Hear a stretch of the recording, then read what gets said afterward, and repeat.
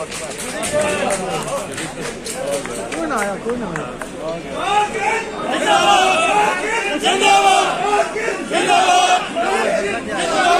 के लिए आवाज उठाओ जमीन मत सबको नंगा होने दो मत सबको नंगा होने दो मत जर्नलिस्ट को नंगा होने दो और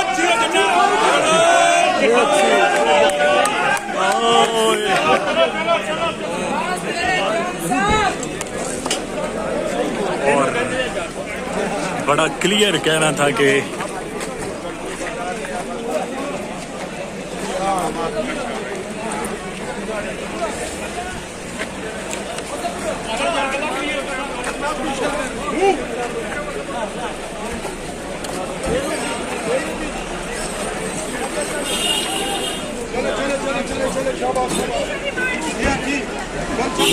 आराम से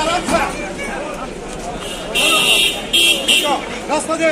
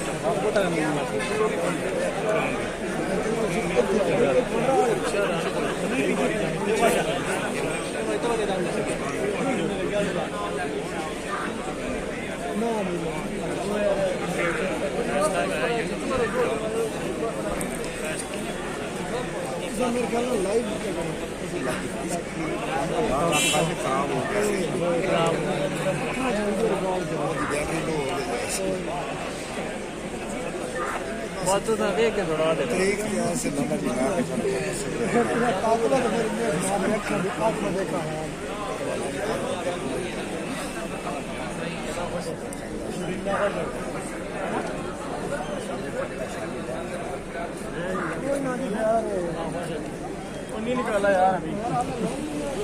जमाल ने फिर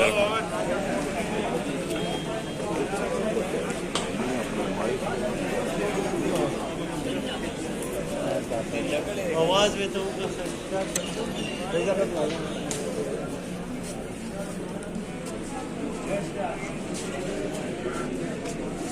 फिलहाल नीचे रखेंगे हमें बस यहाँ से पीछे कर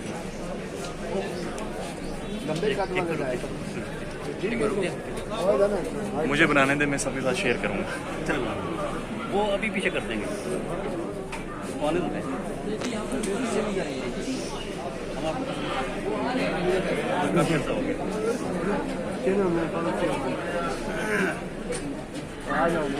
मैंने ये किया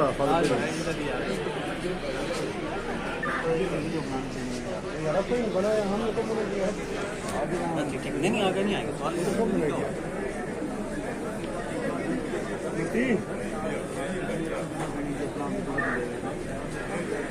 छोड़